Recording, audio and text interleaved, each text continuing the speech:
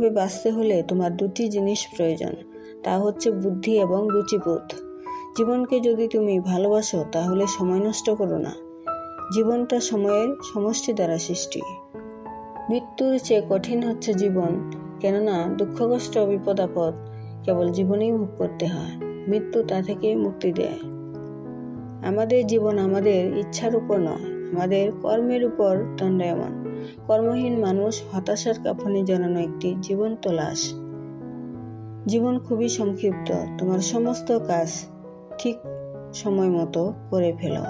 মানুষের সুখ আর পরিশ্রম তার জীবনে গড়ে তোলে।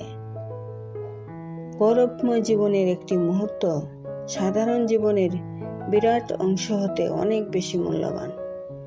আত্মহত্যা নয়, আত্মসমৃদ্ধি জীবনের উদ্দেশ্য, আর তা কেবলমাত্র সম্ভব জীবন উপভোগের মাধ্যমে।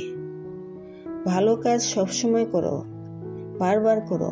মনকে সবসময় ভালো কাজে নিমগ্ন রাখো। সদাচরণই স্বর্ণযুগের পথ।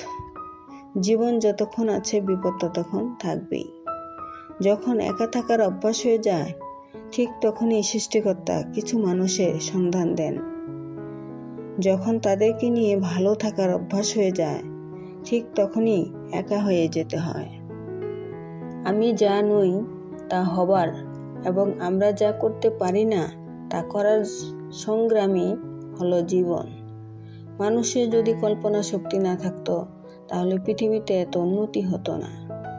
খাঁটি সরল সুস্থ হচ্ছে সেই মন যে ছোট বড় সকল বস্তুকে সামান্যভাবে গ্রহণ করতে পারে। জীবন হচ্ছে একমাত্র সত্যি ইতিহাস। দুনিয়াতে মানুষের মনই বোধ হয় সবচেয়ে দুর্গম এবং দুর্ভেদ্য।